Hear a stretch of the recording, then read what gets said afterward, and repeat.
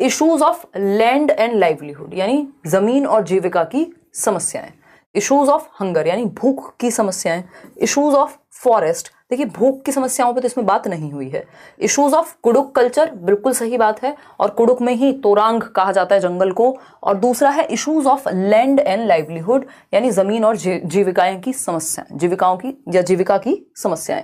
तो ये issues of forest यहाँ पे गलत नहीं होता, लेकिन हमारे पास हम देख रहे हैं 3 ऑप्शन का कोई आंसर नहीं है यहाँ पे, हम सिर्फ 2 ही ऑप्शन सही चूज कर सकते हैं, तो उस केस में या तो ए सही है या फिर डी सही है। तो ए एंड डी बोथ का ऑप्शन है, यानी सी ऑप्शन एकदम सही है जितने भी लोग कह रहे हैं।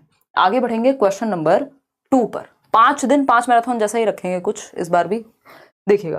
क्वेश्चन नंबर 2 है the spirit of team work is learned from which of the following, यानी जो टीम वर्क की स्पिरिट है, टीम वर्क की जो स्पिरिट है निम्नलिखित में से किसके द्वारा सहयोग भावना से कार्य करने का अभिप्राय सीखा जाता है, बताइएगा। ये कमेंट में कौन लोग रो रहे हैं, क्या हुआ, क्यों रोते हो इतना, खुश रहा करो यार, है?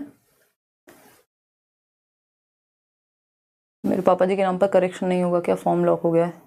28 से कितना 30 तक थे, कब तक थे करेक्शन? पहले कहाँ सो जाते हो यार आप लोग, हैं?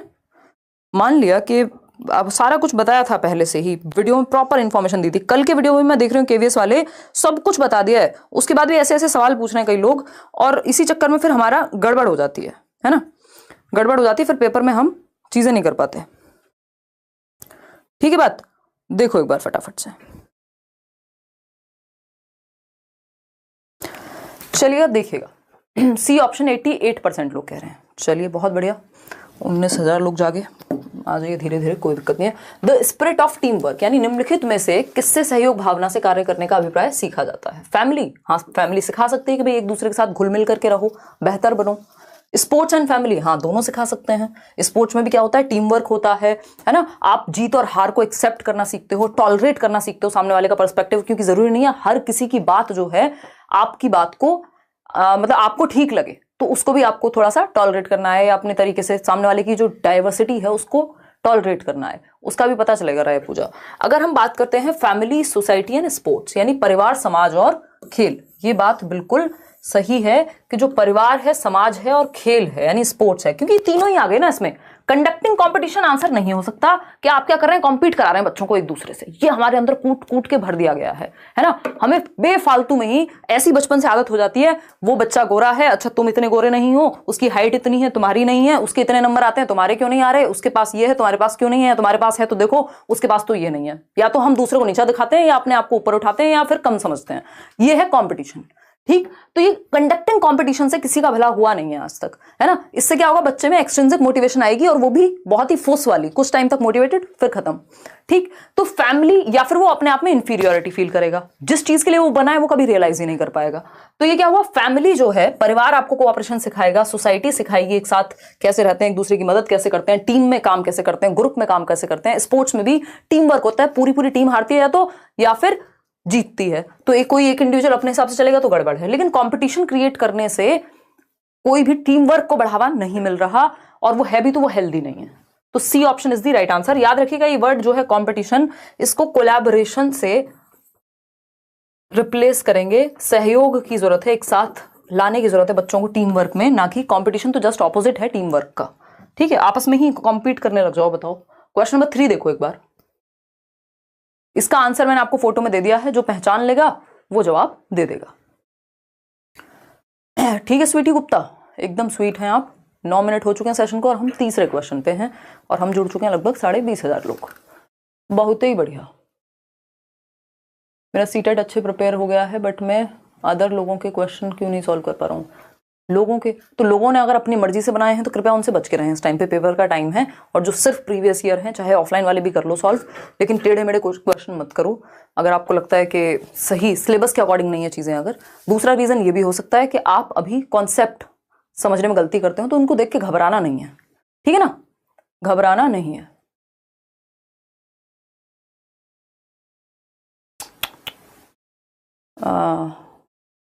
लक्ष्य, आई अंडरस्टैंड, ये बिल्कुल खतरनाक बातें हैं। शौर्य भी यहाँ बैठा हुआ है, तो मैं इस पर फोकस थोड़ा सा नहीं करूंगी इस बात पे। अपने आप में बहुत ही ब्रूटल केसेस हैं, अगर इस तरह की घटनाएं सामने आ रही हैं। बिल्कुल हम कह सकते हैं कि हम एजुकेटेड नहीं हैं, जस्ट लिटरेट हैं बहुत सारे लोग। एजुकेशन की जरूरत है सच में। देखिएगा, विच of the following is not a social insect, यानी कि सोशल इंसेक्ट का मतलब क्या, सामाजिक कीट नहीं है। चींटियां, टर्माइट्स, बीटल या हनी बी, इन तीनों के बारे में बात हुई है। बीटल के बारे में आपकी एनसीईआरटी में बात नहीं हुई है। टर्माइट्स होती है दीमक, दीमक भी क्या है, ग्रुप में रहती है। सोशल का मतलब जो ग्रुप में रहे, मतलब आसान भाषा में ऐसी समझ सकते हैं। और ग्रुप में ड्यूटीज डिवाइड हो जाती हैं, साथ साथ चलते हैं। आपने देखा होगा दीमक भरपूर रहती है एक जगह पे। चींटियां भी एक के पीछे दूसरे चलती हैं, अगर आप एनसीईआरटी में पढ़ेंगे ये आपको समरी भी मिल जाएगी। तो ये भी ग्रुप में रहती है, यानी सोशल हो गई, सोशल इंसेक्ट। हनी बी क्या है, हनी बी भी ग्रुप में रहती है। आपने देखा है, पूरा बोला जाता है ना, मधुमक्खी का छत्ता बोलते हैं नॉर्मल भाषा में। तो ये क्या है, ग्रुप में रहते हैं पूरे, इनके बीहाइव्स होते हैं। लेकिन बीटल जो है, बीटल मतलब इसको झिंगुर कह लीजिए आप, या भृंग कह सकते हैं हिंदी में। ये है आपका बीटल। ये बेचारा सॉलिटरी या अकेला रहने वाला प्राणी है और जीव है, जो भी आप कहना चाहें इसको। ये ग्रुप में नहीं चलता। आपने देखे बहुत सारे बीटल उड़ के जा रहे हैं इधर से उधर, झिंगुर जो है, ऐसा नहीं होता ना, एक आध की किसी की आवाज आती है। तो ग्रुप में, ये सब ग्रुप में रहते हैं, चाहे वो चींटियां हो, दीमक हो, मधुमक्खी हो, लेकिन बीटल ग्रुप में नहीं रहता। तो C option is the right answer. अच्छा, एक और इसमें क्वेश्चन आता है ग्रुप को लेके। एक और इंसेक्ट है वास्प, जिसको हम एग्जैक्ट मेरे को याद नहीं है, भरड़ बोलते हैं आई थिंक, वो काट लेता है ना जो, तो वास्प भी ग्रुप में ही रहता है। ये भी पेपर में पूछा जा चुका है, तो हमें थोड़ा सा आइडिया होना चाहिए कि वास्प क्या होता है। आगे बढ़ते हैं, क्वेश्चन नंबर 4 देखिएगा क्या कहता है। क्वेश्चन नंबर 4 देखिए, Valsad town is located in which direction from Hyderabad Telangana state, यानी वलसाद शहर जो है वो हैदराबाद शहर यानी तेलंगाना राज्य के, जो कि ऑफकोर्स अब तेलंगाना में है, के सापेक्ष किस दिशा में स्थित है। याद रखिएगा, वलसाद आपके एनसीईआरटी में दिया हुआ है। अब जिन्होंने एनसीईआरटी नहीं पढ़ी उन्हें नहीं पता लगेगा। वलसाद कहाँ है, गुजरात में है ना। वो ट्रेन शुरू होती है, चलती है, ये वो पूरी जो कहानी है। तो वलसाद कहाँ है, गुजरात में है। हैदराबाद आपको बता ही दिया, तेलंगाना स्टेट के अंदर हो गया। अब इस केस में अगर हम देखें तो ये गुजरात यहां कहीं होगा, तटीय क्षेत्र है, और आंध्र प्रदेश, या अगर हम तेलंगाना की बात कर रहे हैं तो ये यहां कहीं होगा। और इसको थोड़ा सा इधर करके लिखेंगे, क्योंकि ये वाला तट हो गया बे ऑफ बंगाल वाला, इधर आपका इंडियन ओशियन वाला हो गया। तो ये देखें अगर, तो पहले तो ऊपर आना पड़ेगा क्योंकि ये साउथ में है। इसके मुकाबले, गुजरात के मुकाबले क्या है, ये साउथ में है। तो इसका मतलब नॉर्थ तो जाना ही पड़ेगा ऊपर की तरफ, मतलब नॉर्थ, और इसके साथ साथ वेस्ट में भी जाना पड़ेगा, यानी वेस्ट। तो नॉर्थ वेस्ट, अगर इधर जाना होता तो नॉर्थ ईस्ट हो जाता। तो इसका आंसर क्या है, नॉर्थ वेस्ट। ठीक, नॉर्थ वेस्ट। एक बार मैप पे भी देख लेते हैं, मैप का एक क्वेश्चन निश्चित रूप से आएगा, ध्यान रखिएगा। देखिएगा, अगर हम बात करते हैं यहां, तो हमको पता है ये है तेलंगाना, हैदराबाद, ये आपको पीडीएफ मिल जाएगी, इससे रिवाइज कर लीजिएगा। और हमें पता है कि ये क्या ईस्ट में है, बे ऑफ बंगाल इसके बराबर में हम देख रहे हैं, इधर इंडियन ओशियन होगा, ठीक है ना। अगर अरेबियन सी, सॉरी, इंडियन ओशियन नीचे होगा। अगर हम बात कर रहे हैं यहां पे गुजरात की, तो ये सिंपल हम देख पा रहे हैं यहां पे तेलंगाना और गुजरात में कि तेलंगाना है यहां, और तेलंगाना से गुजरात तक जाने के लिए वेस्ट भी जाएंगे और नॉर्थ तो जाना ही है। तो नॉर्थ वेस्ट, पहले तो सबसे पहले कहां जाएंगे, ऊपर तो जाना ही पड़ेगा, और वेस्ट में भी। तो नॉर्थ वेस्ट में है तेलंगाना। ये क्या होगा, वेस्ट हो गया ना। ये ईस्टर्न आपके जो स्टेट्स हैं इधर हैं, साउथ ये है, ये नॉर्थ वहां है। तो क्या हो गया, एक तो नॉर्थ मतलब ऊपर, और वेस्ट, तो नॉर्थ वेस्ट। सिंपल आंसर इसका हो गया। कोई दिक्कत परेशानी इस बात को समझने में है अगर, तो बता दीजिए, अगर नहीं है तो भी बता दीजिए। अब आते हैं क्वेश्चन नंबर हम 5 पर। आज बिल्कुल एनर्जी नहीं थी, मैंने ऐप पे तो छुट्टी ही की हुई है, कल वहां मिलेंगे होपफुली। इतनी वीकनेस है भयंकर, और ऊपर से ये पैर मेरा। देखिएगा, बहुत ही बढ़िया। लाइक शेयर करना भी नहीं भूलना है भाई, वो भी करके जाना है। फर्स्ट टाइम है सीटेट का, मैंने नोट्स आपके पढ़े हैं, क्लास भी देख रही हूँ, पर कल मॉक लगा तो 83 ही आए। मुझे बहुत नर्वसनेस हो रही है स्वीटी। अभी तो जस्ट 3 सब्जेक्ट के आपको नोट्स मिले हैं, और अगर 3 सब्जेक्ट के नोट्स मिले हैं और अभी क्लास देखना शुरू किया है तो उसमें 83 कोई बुरा स्कोर नहीं है। अभी 2 सब्जेक्ट के नोट्स और मिलेंगे आपको, मैथ्स और ईवीएस के, तो ये स्कोर बढ़ जाएगा। और रिपीटेडली प्रैक्टिस करना नहीं छोड़ना है इस टाइम पे। अगर नंबर आपका कुछ भी आ रहा हो मॉक में, मॉक कर रहे हो तो बस इसलिए करो कि आपको प्रैक्टिस हो जाए, वहां पे 2.5 घंटे आप टाइम मैनेज कर सको। अब ज्यादा मत सोचो कि नंबर कितने बढ़ा लूं या क्या कर लूं। जिन्होंने बहुत तैयारी की हुई है वो सोच सकते हैं ऐसा कुछ। देखिएगा, सी ऑप्शन कह रहे हैं 89% लोग। समझते हैं क्या कहानी है। Which of the following currency, यानी क्या, कौन सी मुद्रा is used in Abu Dhabi, यानी आबू धाबी में किस मुद्रा का प्रचलन है। बहुत बार क्वेश्चन पूछा हुआ है आबू धाबी की करेंसी के ऊपर, फटाफट से बताइएगा। डॉलर है, रुपीज है, दिरहम है, या टका है। टका चलता है बांग्लादेश में, ये बात हमें पता है, नहीं पता तो पता कर लेते हैं। एक क्वेश्चन आ जाता है करेंसी पे भी, और ये तो रिपीटेडली सेम ही क्वेश्चन आता है क्योंकि एनसीईआरटी में यही है। इंडिया की अगर हम अपने नोन कंट्री की बात करें, और भी जगह है वैसे, तो इंडिया रुपीस हो गया, डॉलर यूएसए, और भी कंट्रीज हैं इस तरह की उसके आसपास वाली, कनाडा वगैरह हो गया, बट यूएसए के लिए हम जनरली डॉलर का इस्तेमाल कर रहे हैं। हाँ, दिरहम ही बचता है। अगर आप एलिमिनेट भी करते हैं, अगर आप ऑप्शंस हटा भी देते हैं, तो एकमात्र उत्तर क्या बचता है? दिरहम। कहाँ यूज होता है? यूनाइटेड अरब एमिरेट्स में, चाहे वो दुबई हो, चाहे वो अबू धाबी हो, क्या यूज होगा? दिरहम करेंसी यूज होगी। ठीक है, इतनी बात क्लियर है? कोई दर्द परेशानी? नीरज सिंह कॉमेडी किंग बताइए, अगर है तो बता दीजिए, नहीं है तो भी बता दीजिए। चंचल यादव दिल भेज रहे हैं। आकांक्षा कह रही है मैम आप लिन टॉप पे बहुत अच्छा किए हो। अच्छा, धन्यवाद आकांक्षा, आपको पसंद आया। वो एक छोटी सी कन्वर्सेशन थी, उस दिन मैं सोई भी नहीं थी पिछली रात को, क्योंकि मतलब इसलिए नहीं कि लिन टॉप पे जाना था, इसलिए कि मैं दिन में एक सेमिनार था सुबह इस कोने पे दिल्ली के, और शाम को उस कोने पे दूसरी जगह। देखिएगा, खैर central bank of United Emirates, ये क्या है? यूएई की करेंसी हो गई। 50 दिरहम आपको फोटो में देख पा रहे हैं आप, देखिएगा। तो दिरहम्स यूएई में चलेंगे, यूनाइटेड अरब एमिरेट्स में, चाहे वो दुबई की बात हो रही है, यहाँ पे इनकी अबू धाबी की बात हो रही है, जितनी भी कंट्रीज हैं बेसिकली यूएई में। देखिएगा क्वेश्चन नंबर, नहीं सब में तो नहीं चलेगा, खैर सऊदी वगैरह में फिर अलग चलेगा। देखिए क्वेश्चन नंबर 6 देखिएगा। यूएई में, यूएई के जितने भी जगहें हैं वहां पे चलेगी आपकी दिरहम। चिराऊ, चिराऊ पे इतनी बार क्वेश्चन आया है। चिराऊ की अगर हम बात करते हैं, या हिंदी में चिराऊ कहते हैं इसको, तो चिराऊ पे कई बार क्वेश्चन आया है। चिराऊ क्या है बताइए? डांस है। किस जगह का है ये आपको देखना है। बैम्बू के साथ किया जाता है, यानी बांस के साथ। तो इन चिराऊ डांस, जो चिराऊ नृत्य है, people sit in pairs in front of each other, यानी मान लीजिए पेयर्स में, जोड़ों में बैठ गए एक दूसरे के सामने, दो लोग बैठे हैं, आमने सामने बैठे हुए लोग हैं। होल्डिंग बैम्बू स्टिक्स, यानी बांस की जो लकड़ियां हैं, बांस हैं, उनको ग्राउंड पे ऐसे रख के बैठे हुए हैं। एज द ड्रम बीट्स, जैसे ही ड्रम की आवाज आती है, क्या करते हैं? The bamboos are beaten to the ground, उसको बजाएंगे, डम डम डम, बैम्बू को आवाज आएगी। ठीक, dancers step in and out of the bamboo sticks and dance to the beat. मतलब कुल मिला के बात क्या चल रही है? चिराऊ डांस में पेयर्स में बैठे हैं लोग और डांस करते हैं। जैसे ही ड्रम की आवाज आएगी, बैम्बू का यूज करके, ये बात याद रखिएगा, बैम्बू का यूज करके, यानी बांस का प्रयोग करके डांस कहां किया जाता है और क्या कहते हैं उसको? तो चिराऊ कहते हैं। और ये कहां का नृत्य है? ये मिजोरम का नृत्य है। ठीक है, ना मणिपुर होगा इसका आंसर, ना असम, ना उड़ीसा, क्योंकि ये फैक्चुअल क्वेश्चन है, इसमें ऐसा कुछ नहीं हो सकता कि आपको कोई और बता दे। तो मिजोरम चिराऊ याद रखिएगा। चिराऊ डांस कहाँ का है? मिजोरम का। बैम्बू का प्रयोग करके किया जाता है। अच्छा, बैम्बू पे एक और चैप्टर है अलग से, जिसको हम कहते हैं ना, वो आपकी झूम खेती, उसके बारे में भी कुछ चीजें हैं, वो भी आप पढ़ लीजिएगा। ये खेती से याद आया। क्वेश्चन नंबर 7 देखिएगा। Rain water from the roof top, यानी जो पानी है किसका? बारिश का। फ्रॉम द रूफ टॉप, जो छत पर वर्षा के पानी का संरक्षण, यानी rain water from the roof top was conserved and used for recharge of ground water. This traditional method was used by which of the following states, यानी जो छत पर वर्षा के पानी का संरक्षण करके भौम जल को पुनः आवेशित कर रहे हैं, इसका सिंपल मतलब इंग्लिश में समझते हैं। जो रेन वाटर है उसको आप रूफ टॉप पे, छत पे कंजर्व कर रहे हैं, जिससे कि उसको दोबारा से यूज किया जा सके या रिचार्ज कर सके। हम एटलीस्ट ग्राउंड वाटर को ही रिचार्ज कर लें, है ना, ताकि हमारा ग्राउंड वाटर लेवल कम ना हो। ठीक है ना? बताइएगा एक बार, कौन से स्टेट की बात हो रही है? गुरमीत मलिक कह रही मैम केवीएस की तैयारी करने से सुपर टेट में फायदा होगा या नहीं? मैम पेडागोजी में 90 में से 75 आ रहे हैं। कंटेंट के क्वेश्चन नहीं लगाए, ईवीएस नोट्स प्लीज। दे देंगे गुरमीत, ईवीएस के नोट्स अभी जल्दी दे देंगे। ऑफ कोर्स एक दूसरे से आपको, अगर आप केवीएस की तैयारी कर रहे हैं सुपर टेट में, निश्चित रूप से फायदा होगा, क्यों नहीं होगा। हिंदी इंग्लिश वहां भी आती है ना, वहां आपका टीचिंग स्किल भी आएगा, जहां तक है वो भी सिलेबस में होगा ही। ठीक है, 126 नंबर आ रहे हैं मॉक लगाने में आपकी वजह से। शालिनी मिश्रा कह रही हैं बस आशीर्वाद दो। बहुत बड़ा शालिनी, आप 130 प्लस लेके आओ, फिर हम बैठ के डिस्कशन करेंगे, चैनल पे इंटरव्यू करेंगे। कोशिश ऐसी ही है, सबके साथ नहीं हो पाता है, बट स्टिल कोशिश करेंगे। ठीक है जी, मॉरल डाउन हो रहा है ऑनलाइन मॉक में, पढ़ाई करो अब तो बस, इस टाइम पे टेंशन मत लो। कौन सा मॉरल और कुछ भी नहीं, कुछ नहीं सोचना, है ना। 28,000 के 28,000 लोग हैं, डेली जो पढ़ाई चल रही है वो दबा के करो। मॉक टेस्ट सिर्फ इसलिए दो कि प्रैक्टिस हो जाए इस टाइम पे, और जहां पे गलती है उसको एनालाइज करो, सिंपल। देखिए, अगर हम बात कर रहे हैं rain water from the roof top, specially जिन्होंने ज्यादा पढ़ा है वो इस टाइम पे मॉक टेस्ट से फायदा ज्यादा ले लेंगे।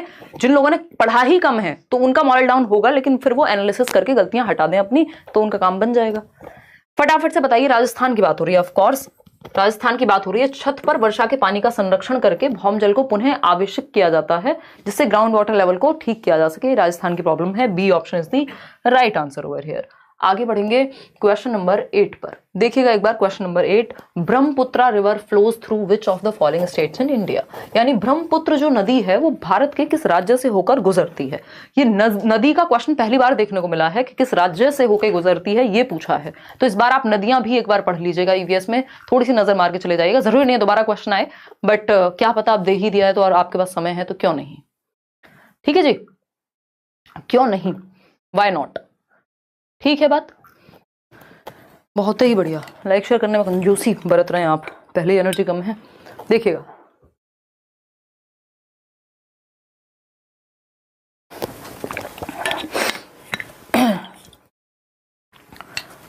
क्वेश्चन नंबर 8 का आंसर दे रहे हैं सी। पानी पी ले भाई, कफ, और नहाओ रात को, कोल्ड ड्रिंक पियो बेटा। ब्रह्मपुत्र रिवर कहां से बहेगी? सी ऑप्शन कह रहे हैं 62% लोग, अरुणाचल प्रदेश एंड असम। बिल्कुल, ये फैक्चुअल क्वेश्चन हो गया, इसमें मैं और आप अभी कुछ नहीं कर सकते। बाकी गंगा कहां से निकलती है ये सब भी एक बार देख लेना, क्योंकि ऐसा पहली बार ही हुआ है, अदरवाइज ऐसे रिवर्स पे क्वेश्चन नहीं आता ईवीएस में। तो एक आध क्वेश्चन क्या पता टपक जाए, ये भी हर सेट में नहीं आया, किसी एक आध ही सेट में आया इस तरह का क्वेश्चन। क्वेश्चन नंबर 9 देखिएगा, family plays an important role in socialisation. यानी जो परिवार है वो सामाजिकरण की भूमिका में, कि हम समाज के नियम कायदे कानून तौर तरीके, कोई घर में आता है नमस्ते करते हैं, पानी देते हैं, बिठाते हैं, बेइज्जती नहीं करते हैं, बड़ों की बातें सुनते हैं, मतलब समाज में क्या चीजें एक्सेप्टेबल हैं क्या नहीं, ये सब जो हम सीखते हैं, परिवार इसमें इंपॉर्टेंट रोल निभाता है। क्योंकि आप सीधा प्रकट जो है भगवान से या जहां से भी कहां होते हैं, परिवार में होते हैं दुनिया में, पड़ोसी के यहाँ नहीं, अपने परिवार मतलब फैमिली के अंदर। तो फैमिली आपको सिखाती है कि क्या चीजें डिजायरेबल हैं और कैसे बिहेव करते हैं सबसे पहले, बाद में दुनिया सिखाती है, स्कूल सिखाता है। तो in this regard the family is an agency of, यानी परिवार जो है वो कैसा माध्यम है, परिवार कैसा माध्यम है ये हम सबको पता है। फैमिली क्या है? प्राइमरी सोशलाइजेशन, प्राथमिक सामाजिकरण का उदाहरण है। पीएफ से याद रख लीजिएगा, फैमिली प्राइमरी होती है, सिंपल, बाकी सब कुछ सेकेंडरी है या ऑप्शन पे डिपेंड करेगा। स्कूल हमेशा सेकेंडरी होगा। और सोशलाइजेशन की प्रक्रिया जन्म से मृत्यु तक चलती है, जन्म से पहले नहीं चलती, इन्फेंसी से ही शुरू होती है, क्योंकि हम पेट के अंदर तो नहीं सीख रहे होते कैसे किसको पानी देना है, किसको नमस्ते करनी है। तो प्राइमरी सोशलाइजेशन फैमिली के द्वारा होगा। सेकेंडरी क्या होगा? सेकेंडरी होगा आपका स्कूल के द्वारा। क्वेश्चन नंबर 10 देखिए, क्योंकि जब आप 3 साल के कम से कम हो जाते हैं तब तो प्ले वे जाएंगे। क्वेश्चन नंबर 10 देखिए, many movements have endorsed the need to save the environment. यानी वातावरण को बचाने की कई मुहिम चली हैं, कई आंदोलनों को समर्थन मिला है। ये एनसीईआरटी का सवाल है। Who amongst the following played a crucial role in the Chipko andolan of 1970s। यानी निम्नलिखित में से किसने 1970 के चिपको आंदोलन में निर्णायक भूमिका निभाई। यानी चिपको मूवमेंट का हीरो कौन था, या हम कहें किसने ज्यादा बेहतर काम किया चिपको मूवमेंट में। तो वंदना शिवा हैं, सुंदरलाल बहुगुणा हैं, मेधा पाटकर हैं, या बाबा आमते हैं। तो हम सब ने सुंदरलाल बहुगुणा की स्टोरी जो है वो ईवीएस में पढ़ी है, एनसीईआरटी में। जिन्होंने नहीं पढ़ी थोड़े दिन रुक जाओ, थोड़े दिन मतलब दो दिन, परसों आपको मिल जाएगा, कल तो मेरे टाइपिस्ट अवेलेबल नहीं है, परसों जहां तक आपको ईवीएस के नोट्स मिल जाएंगे शाम तक। तो सुंदरलाल बहुगुणा इंग्लिश में पहले से शेयर किए हुए हैं, एक बार इतने उनको पढ़ लेना। सुंदरलाल बहुगुणा की अगर हम बात कर रहे हैं तो इन्होंने चिपको मूवमेंट, जिसमें पेड़ को पकड़ के लोग खड़े हो जा रहे थे और बहुत सारी चीजें हुई थी। चलिएगा आगे बढ़ेंगे। Question number 11। क्वेश्चन नंबर 11 देखिए क्या कहता है। ये कहता है, due to construction of large dams in the states of Maharashtra. यानी महाराष्ट्र, मध्य प्रदेश और गुजरात में बड़े बांधों के निर्माण के कारण the indigenous people were compelled to move out of their habitats. जो वहां के आसपास के लोकल लोग थे, स्थानीय व्यक्तियों को अपने प्राकृतिक आवास को छोड़कर जाना पड़ा। है ना भाई, डिस्टर्ब कर रहे हो आज तुम, बट कोई बात नहीं। देखिए अगर हम बात करें तो ये जो मूवमेंट है वो क्या कहलाएगा, फटाफट से बताइए, फटाफट से बताइए। नीरज सिंह क्या पूछ रहे हैं, मैम मैं डीएलएड कर रहा हूँ, ग्रेजुएशन में आर्ट्स इंग्लिश ऑनर्स था, तो क्या मैं सीटेट पेपर 2 में मैथ्स और साइंस ले सकता हूँ? ले सकते हो, इसमें ऐसा सच इन्होंने कोई रूल दिया नहीं होता। जनरली परसेप्शन यही चलता है कि आप अगर ह्यूमैनिटीज से हैं तो एसएसटी लें, बट ले सकते हो। देखो एक बार, अगर हम बात करें तो due to construction of large dams in the states of Maharashtra, Madhya Pradesh and Gujarat. बताइए बताइए बताइए, अभी तक तो ऐसा कोई रूल नहीं है। देखिए डी कह रहे हैं कई लोग, बिल्कुल ट्रांसफर, ये कोई ट्रांसफर तो बिल्कुल भी नहीं है, तो बहुत ही आसान सी भाषा हो गई। आउट माइग्रेशन, ये माइग्रेशन का ही हिस्सा है अगर बाकी सबको भी देखें तो, ठीक। इमिग्रेशन, एक देश से आप दूसरे देश में, फॉरेन कंट्रीज के कॉन्टेक्स्ट में इमिग्रेशन यूज होता है, बट यहां क्या बात हो रही है, लोगों को अपनी विल के अगेंस्ट, अपनी चाहत के अगेंस्ट, अपने लोकल एरिया को, अपने नेटिव प्लेस को, अपनी जगह को, अपनी जन्मभूमि को छोड़ के दूसरी जगह पे विस्थापित किया गया है। वर्ड पे ध्यान दीजिएगा, विस्थापन कहते हैं, विस्थापित किया गया है, उनको डिस्प्लेस किया गया है, क्योंकि वहां कोई डैम बन रही है, कोई रोड बन रही है, कोई एयरपोर्ट बन रहा है कहीं, तो उन लोगों को डिस्प्लेस कर दिया जाता है, ये डिस्प्लेसमेंट कहलाता है। Neha from Arrah, career will पर मॉक टेस्ट को कितनी बार भी अटेम्प्ट कर सकते हैं या ओनली वन टाइम? कितनी भी बार। मैं आपके ऑनलाइन क्लास में, ऑफलाइन क्लास में एडमिशन ले रही हूँ, हेल्प मी। ऑफलाइन क्लास तो फ्री होगी अभी सीटेट के लिए, केवीएस के लिए शायद बैच देखने को मिले, वो बता देंगे, ठीक है जी। चलिए आगे बढ़े, अब आपकी इजाजत हो तो हम आगे बढ़ जाएं। देखिएगा, अगर हम बात करें तो ये डिस्प्लेसमेंट कहलाएगा जब व्यक्ति अपनी विल के अगेंस्ट दूसरी जगह पे, उसके नेटिव प्लेस से कहीं और आप उसको विस्थापित कर रहे हैं। इमिग्रेशन अपनी मर्जी से भी हो सकता है, आप फॉरेन कंट्री चले गए, ठीक। क्वेश्चन नंबर 12 देखिएगा, क्वेश्चन नंबर 12 क्या कहता है? क्वेश्चन नंबर 12 समझने का प्रयास करेंगे, समझने का क्या करेंगे? प्रयास करेंगे। बहुत ही आसान सा क्वेश्चन है। We should not leave cooked food uncovered or unrefrigerated for long duration. Which agents are responsible for spoilage of cooked food? यानी हमें पके हुए भोजन को खुला या बिना फ्रिज में रखे लंबी अवधि तक के लिए नहीं छोड़ना चाहिए। बोलते हैं ना मम्मी, बेटा सब्जी फ्रिज में रख दियो, या शौर्य दूध फ्रिज में रख दियो, हैं? क्यों? क्योंकि अगर हमने जो भी बना हुआ खाना है या अनकवर्ड फूड है, अगर उसको लंबी ड्यूरेशन के लिए ऐसे ही छोड़ दिया तो वो हो जाएगा खराब। उस खराब होने को, किसकी वजह से खराब होता है, ये हमसे पूछा है। यानी निम्नलिखित में से कौन सा कारक पके हुए भोजन को बेकार करने के लिए जिम्मेदार है? इंसेक्ट्स तुरंत आ जाते हैं क्या? इंसेक्ट्स हैं, अगर पहले से घूम रहे हो तो आ भी सकते हैं, बट ये तो रीजन नहीं होता कि कीड़े खा जाएंगे, है ना, वायरस लग जाएगा। कोरोना थोड़ी लग जाता खाने को, वो कोरोना के टाइम पे लगता था, अब नहीं लगता, है ना। वो भी बने हुए कुक्ड फूड की बात हो रही है, तो कुक्ड फूड में तो नहीं लगता था। फंगस या बैक्टीरिया, आप देखते हैं कि फंगस तो बहुत बाद की कहानी है कि आपने जमाने भर के लिए छोड़ दिया उसको, तब कहीं फंगस लग सकती है।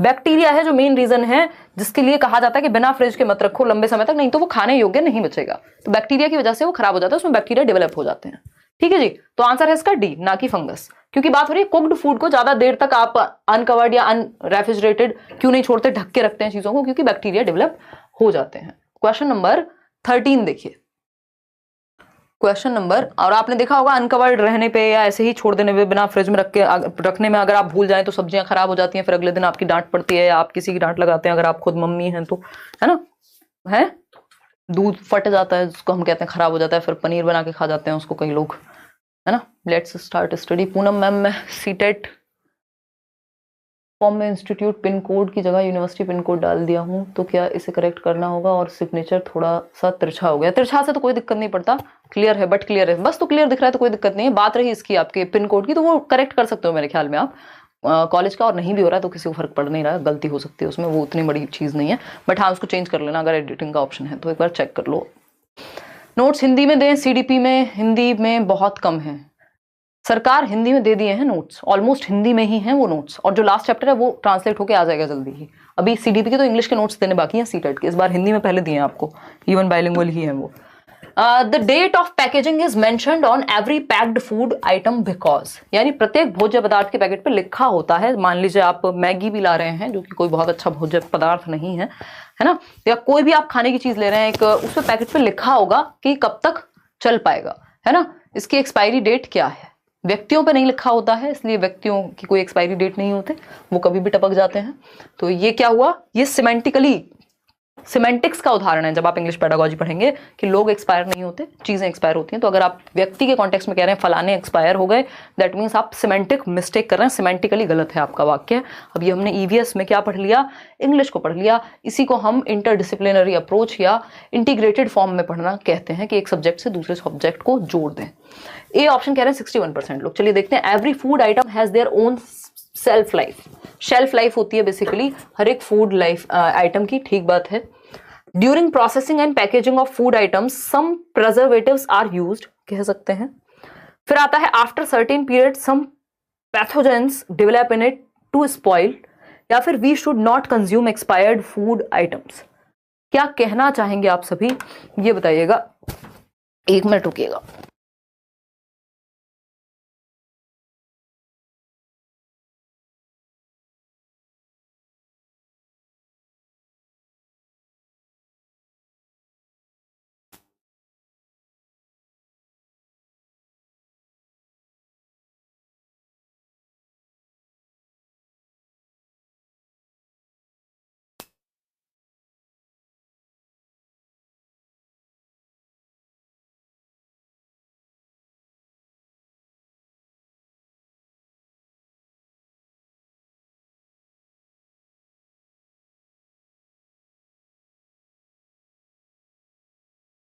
देखिएगा एक बार,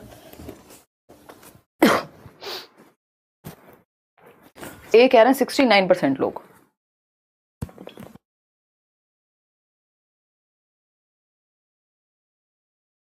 आज थोड़ा पेशेंस से काम लीजिएगा, स्लो ही चल रहे हैं। देखिए, अगर हम बात करते हैं किसकी, 13th क्वेश्चन की, तो क्या कहता है ये? सिंपल बात थी कि हम पैकेजिंग मेंशन्ड होती है, हर एक पैकेट पे मेंशन्ड होती है कि आपका पैकेट कब तक चलने वाला है या पैक कब से हुआ है, इवन ये भी है ना।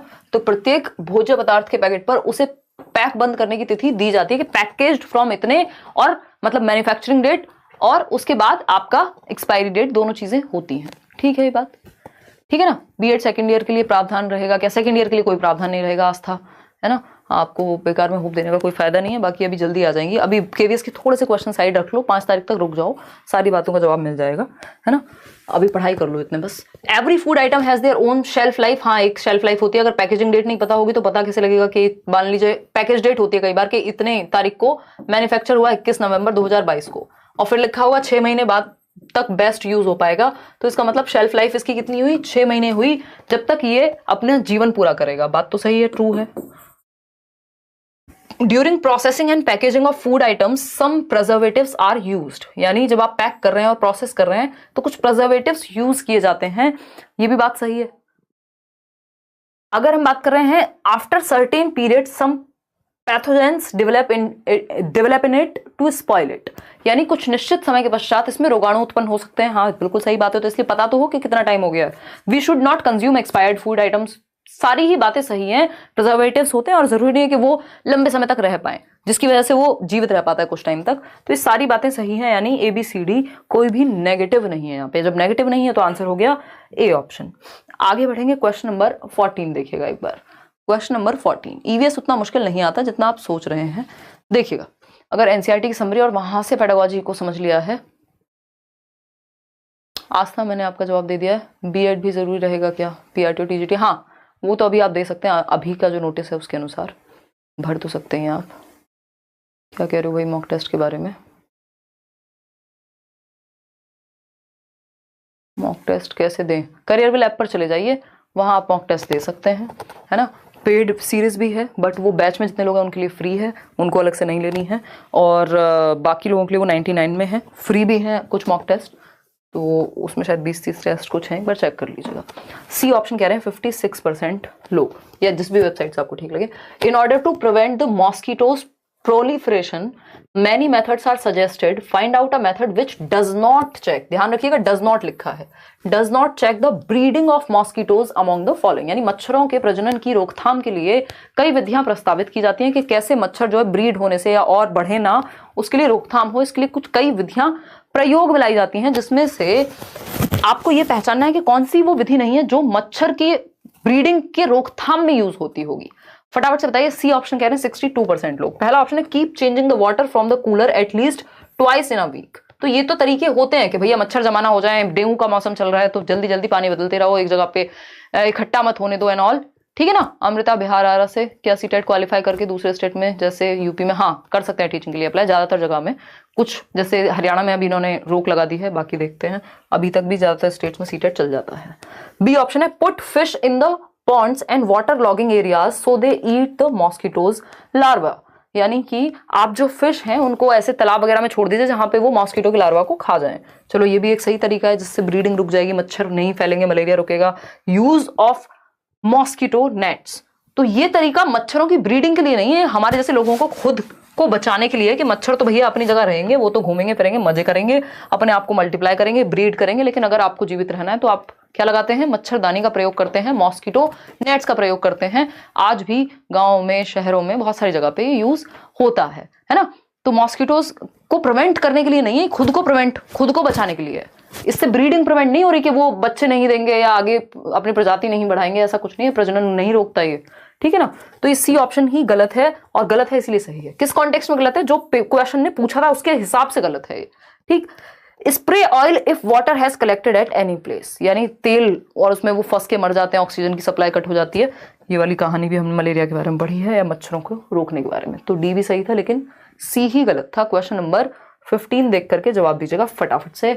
Doctors advise diarrhoea patients to drink plenty of boiled and cooled water having a pinch of salt and sugar because, यानी दस्त के रोगियों को चिकित्सक परामर्श देते हैं, सलाह देते हैं कि वे अधिक मात्रा में उबालकर ठंडा किया हुआ पानी जिसमें चुटकी भर नमक तथा थोड़ी सी चीनी मिला लें, जैसे ORS का घोल टाइप, उसमें भी यही होता है ना, नमक और चीनी का ही वो एक तरह से मेजरली, और भी कुछ छोटी मोटी चीजें होती हैं।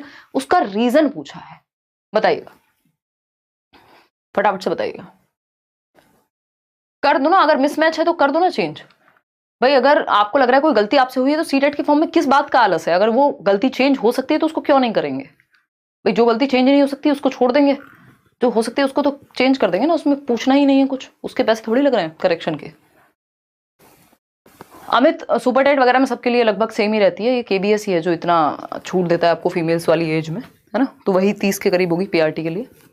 अगर हम बात कर रहे हैं डॉक्टर्स की, तो डॉक्टर्स एडवाइस, जो डायरिया पेशेंट है जिसको दस्त हुए हैं, कि भैया ठंडा करो गर्म पानी को और फिर उसमें शुगर और सॉल्ट चुटकी भर मिला दो।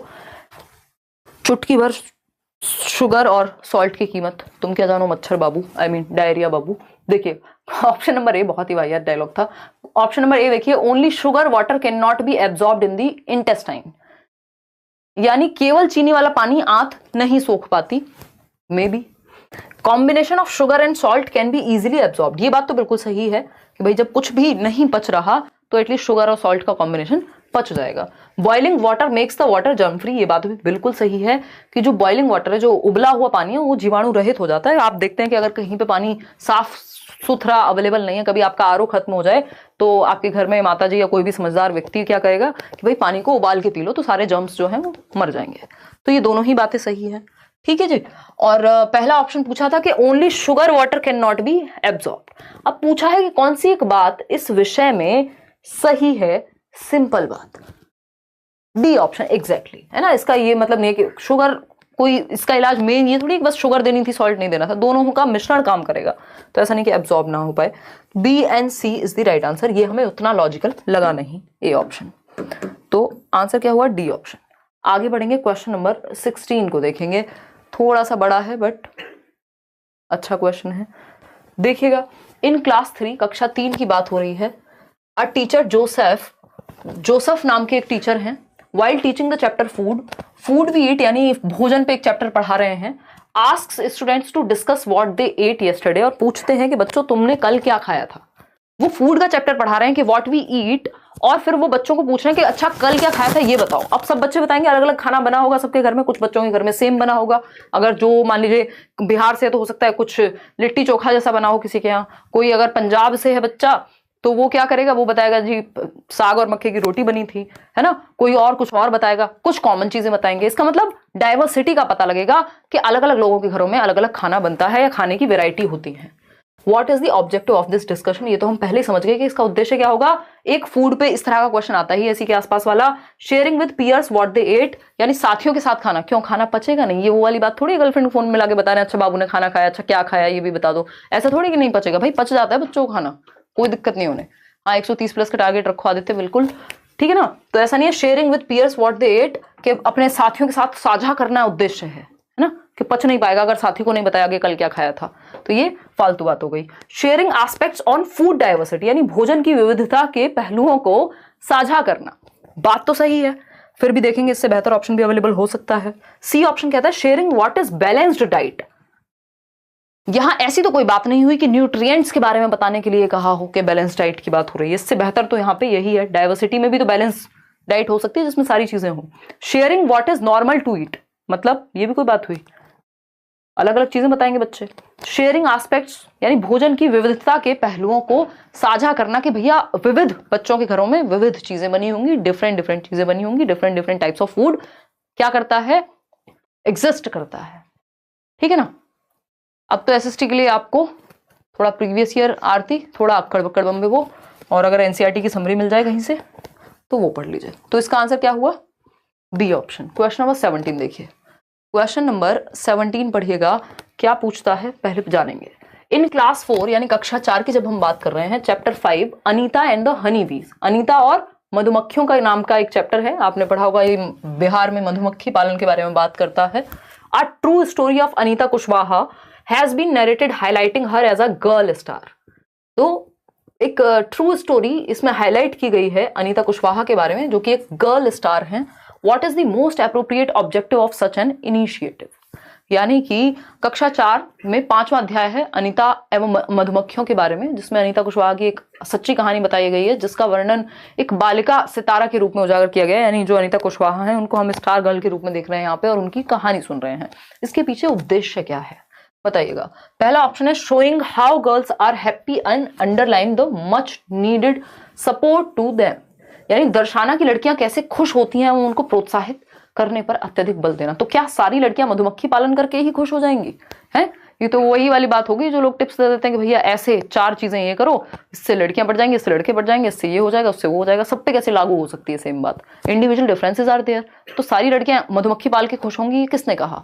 बी ऑप्शन है शोइंग, फिर ऐसे लोग चप्पलें खाते हैं। बी ऑप्शन है showing girl power is dynamic and speaks volumes about equality and empowerment, यानी यह दर्शाना कि नारी शक्ति, बालिका शक्ति किस प्रकार गतिशील है, यानी डायनामिक है गर्ल पावर, और वॉल्यूम्स में हम इस बारे में इक्वालिटी और एम्पावरमेंट के बारे में बात कर रहे हैं। चलिए ठीक है। Showing how girls are ignorant and need guidance, क्या इसमें नेगेटिव बात हुई? गर्ल स्टार कह के ये कह रहे हैं हम कि वो इग्नोरेंट है और उसको गाइडेंस की जरूरत है? ऐसी कोई बात नहीं हो रही, हम तो बच्चों को अप्रिशिएट कर रहे हैं।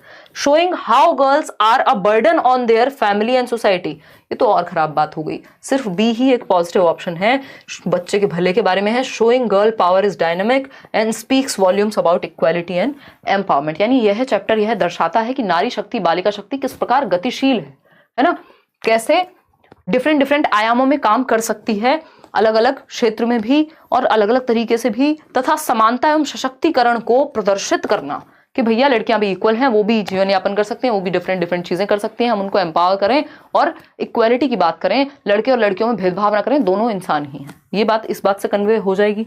B option is the right answer. आगे बढ़ेंगे क्वेश्चन नंबर 18। क्वेश्चन नंबर 18 देखिएगा और जवाब दीजिएगा। क्वेश्चन नंबर 18 कहता है इन क्लास 4 यानी कक्षा 4 की जब हम बात कर रहे हैं, the chapter on the world in my home, दुनिया कहाँ है, मेरे घर में है। A story on Akshay tells about how his grandmother tells him not to eat और drink at Anil's home. What important message children learn from this story, बहुत ही इंपॉर्टेंट है। कक्षा 4 की बात हो रही है, उसमें एक चैप्टर है दुनिया मेरे घर में नामक कहानी अक्षय के बारे में बताती है, जो बताता है कि उसकी दादी ने उसे अनिल के घर कुछ भी खाने के लिए मना किया है। बताइए क्या है?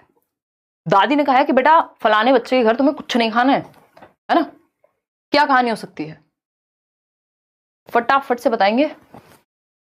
झूले झूले ऑन लेट्स लर्न मैम, बिल्कुल धन्यवाद, बहुत ही धन्यवाद। हाँ सफिशिएंट है। ऋतिक प्रीवियस ईयर लगा लोगे, नोट्स लगा लोगे, आ जाएंगे नंबर। बताओ एक बार। बी ऑप्शन कह रहे हैं एग्जिस्टेंस ऑफ कास्ट डिस्क्रिमिनेशन, बिल्कुल सही बात है। दादी ने क्या कहा है, बेटा फलाने के घर खाना नहीं खाना, ये वाले बर्तन यूज नहीं करने, इस तरह की चीजें हम देखते हैं कि नहीं देखते हैं? बिल्कुल देखते हैं। इसमें कोई भी दोहराए है क्या? अगर है तो बता दीजिएगा, फटाफट से बता दीजिएगा। कोई कह रहा है कि जो उसका आंसर है वो ABC है 15 क्वेश्चन का। लास्ट में देख लेंगे एक बार, लास्ट में देख लेंगे। क्वेश्चन नंबर 18 कह रहा है कि बी ऑप्शन कह रहे हैं, देखिएगा अ story on Akshay tells us about how his grandmother tells him, ये बात सही है। एग्जिस्टेंस ऑफ इक्वालिटी, इक्वालिटी की तो बात ही नहीं है, नहीं तो ऐसे थोड़ी कहती कि उसके घर खाना मत खाना। तो existence of caste discrimination and untouchability, जाति भेदभाव एवं अस्पृश्यता का अस्तित्व, कैसे हम अनटचेबिलिटी प्रैक्टिस करते हैं, जाति के आधार पे लोगों को छोटा बड़ा या अनटचेबल घोषित कर रहे हैं कि आप हमारे साथ नहीं बैठ सकते, हमसे दूर रहिए, हमारे बर्तनों में मत खाइए, ये सब क्या है? अनटचेबिलिटी। हम इंसान को इंसान मानने को तैयार ही नहीं है। ठीक है ना, हम इंसान को इंसान मानने को तैयार नहीं है इस केस में। सी ऑप्शन है एग्जिस्टेंस ऑफ कम्युनलिज्म, यहाँ पे सांप्रदायिकता में खाना तो नहीं आएगा at least. Existence of religious discrimination, ऐसी यहाँ कोई बात नहीं हुई, लेकिन हाँ कास्ट की बात यहाँ जरूर हुई है अगर आपने चैप्टर पढ़ा है। क्वेश्चन नंबर 19 देखिएगा और जवाब दीजिएगा। देख रहे हैं 12 क्वेश्चन, परेशान मत हो, नहीं 15, एक मिनट रुको। Which one of the following statements define peer assessment. Peer का मतलब होता है साथी समूह, जब बच्चे एक दूसरे का आकलन कर रहे हैं उसको पीयर असेसमेंट कहते हैं। It focuses on a students own assessment of her learning and progress in knowledge, यानी यह शिक्षा एवं ज्ञानवर्धन पर विद्यार्थी के स्वयं के आकलन पर आधारित है। देखिएगा, अगर स्व आकलन की बात होगी, सेल्फ असेसमेंट की बात होगी, तो आंसर क्या हो जाएगा, ये हो जाएगा असेसमेंट एज लर्निंग, है ना, या फिर सेल्फ असेसमेंट। ये दो शब्द लिखे होंगे, स्व आकलन या फिर एज लर्निंग का मतलब भी खुद से ही आकलन होता है। Assessment as learning, for learning है टीचर इन्वॉल्व होगा फीडबैक के लिए, ऑफ लर्निंग होती है जजमेंट के लिए। ये तीनों का मेन डिफरेंस है, ठीक है ना। इंग्लिश भी करवाएंगे रूपा, डोंट वरी, जल्दी ही मैराथन शुरू कर देंगे अगले 1 से 2 दिन में। हाँ, कौन है व्यक्ति जिसका 140 आ रहा है भाई मॉक टेस्ट में? ऋतिक सिंह, ऋतिक सिंह राजपूत, आपको हम एक गिफ्ट देंगे। आपका पैर का दर्द कैसा है? मनीषा, मुझे लग रहा था ठीक हो चुका है बट कल से वापस आ गया है, इस चक्कर में बैंड बज गई वापस से फिर से, क्योंकि भागम भाग तो कम हो नहीं रही है। अब याद आया है कि इस पे कुछ लगा लेंगे। अच्छा, धन्यवाद ऋतु। 30,000 लोग देखते हैं और 3500 लोग लाइक करते हैं। क्या कर रहे हो यार? पलक बनवाल कितनी दुखी है, दिख रहा है आप लोगों को? लाइक शेयर करना भूला मत करो, यहाँ पे लोग दुखी हो जाते हैं, दिल पे ले जाते हैं मेरे से ज्यादा। मैम आप मेरे कमेंट का जवाब दो, शालिनी कह रही हैं। कमेंट मैंने पहली बार पढ़ा है, नहीं पहली बार तो नहीं, बट शालिनी किसी और का भी नाम हो सकता है। देखिए, सी कह रहे हैं ज्यादातर लोग। It focuses on a student while she is doing an activity, तो ये तो ऑब्जर्व कर रहे हैं इसमें। पीयर कहाँ है? साथी समूह, क्लासमेट्स चाहिए। पीयर का मतलब क्लासमेट्स से मान लिया करो, या उसके दोस्त हो सकते हैं बच्चे के, ठीक है, लगभग सेम एज के लोग। It focuses on students assessing other students in pairs और इन ग्रुप्स, ये बात बिल्कुल सही है। पीयर असेसमेंट का मतलब ये अकेला तो होगा नहीं बच्चा, यानी ग्रुप्स में होगा या पेयर में होगा एटलीस्ट, ठीक है ना। तो बच्चों का आकलन किसमें? ग्रुप्स में, उनके पीयर्स ही, अदर स्टूडेंट्स ही, विद्यार्थी एक दूसरे का आकलन जब कर रहे हैं, जिसका मतलब पीयर असेसमेंट है, सहपाठी आकलन है। It focuses on the learning and progress of group students, group of students. देखो, ग्रुप ऑफ स्टूडेंट्स की तो टीचर भी कर सकता है असेसमेंट। ग्रुप ऑफ स्टूडेंट का मतलब पीयर असेसमेंट नहीं होता हमेशा। पीयर का मतलब है जब साथी एक दूसरे को, टीचर नहीं, बच्चे ही एक दूसरे को असेस कर रहे हैं। तो C option is the right answer in terms of peer assessment. आगे बढ़ेंगे, क्वेश्चन नंबर 20 देखिएगा।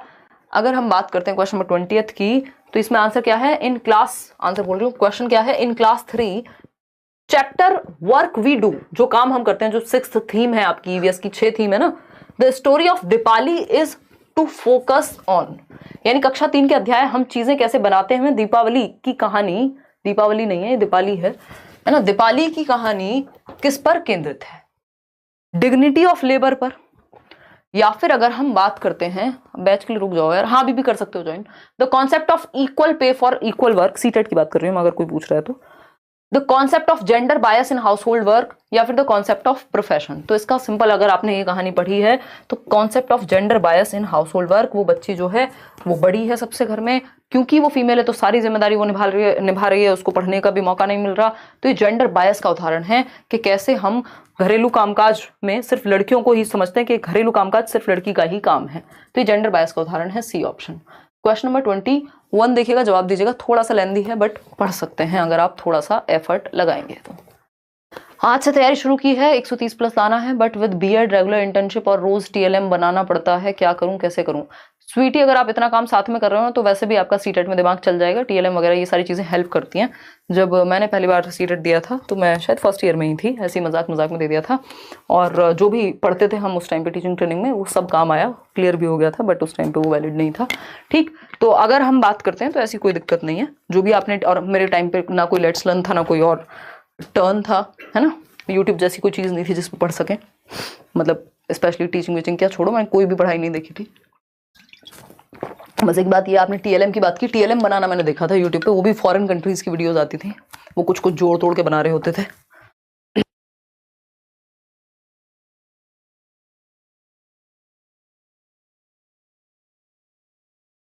तो ये रेगुलर बीएड वालों को तो सहायता मिलेगी ही सीटेट में फॉर श्योर।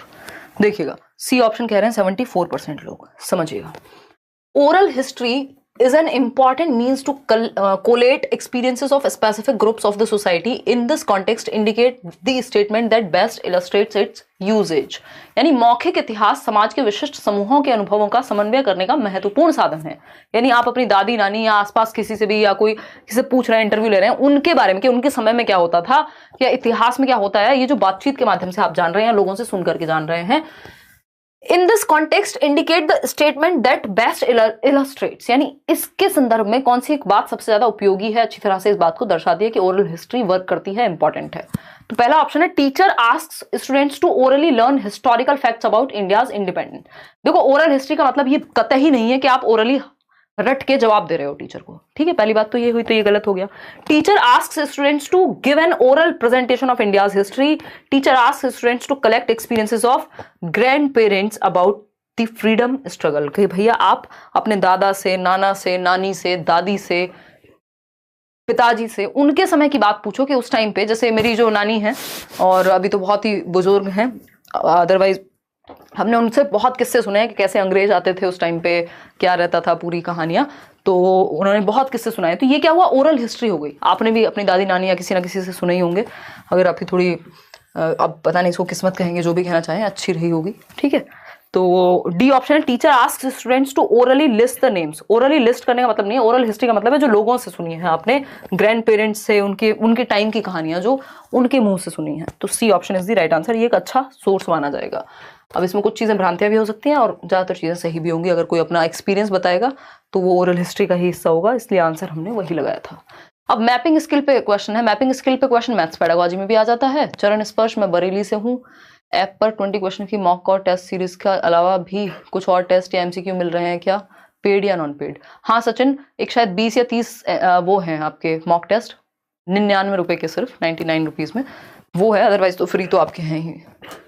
सीटेट का टेस्ट सीरीज है वो, देखिएगा। अगर हम बात कर रहे हैं मैपिंग स्किल्स की, mapping skills are essential for a student to understand space.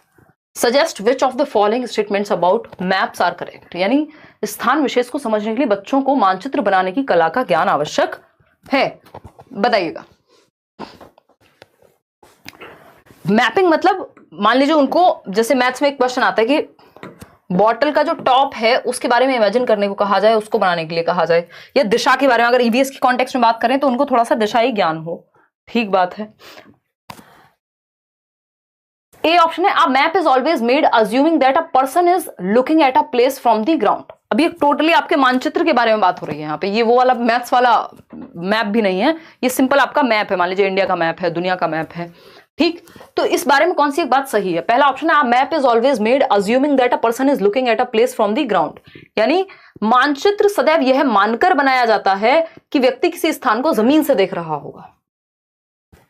बताओ, 4 ऑप्शन है, इसमें से 2 ही सही होने वाले हैं, फटाफट से बताओ।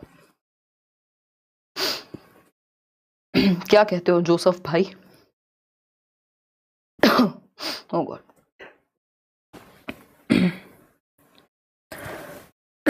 बी कह रहे हैं 48% लोग। अब map is always made, B का मतलब हो गया आपका ये वाला। चलो देखते हैं कि हमेशा looking at a place from the ground, क्या आप ग्राउंड से किसी प्लेस को देख रहे हो उसका मैप बना दोगे? तो ये जरूरी तो नहीं है।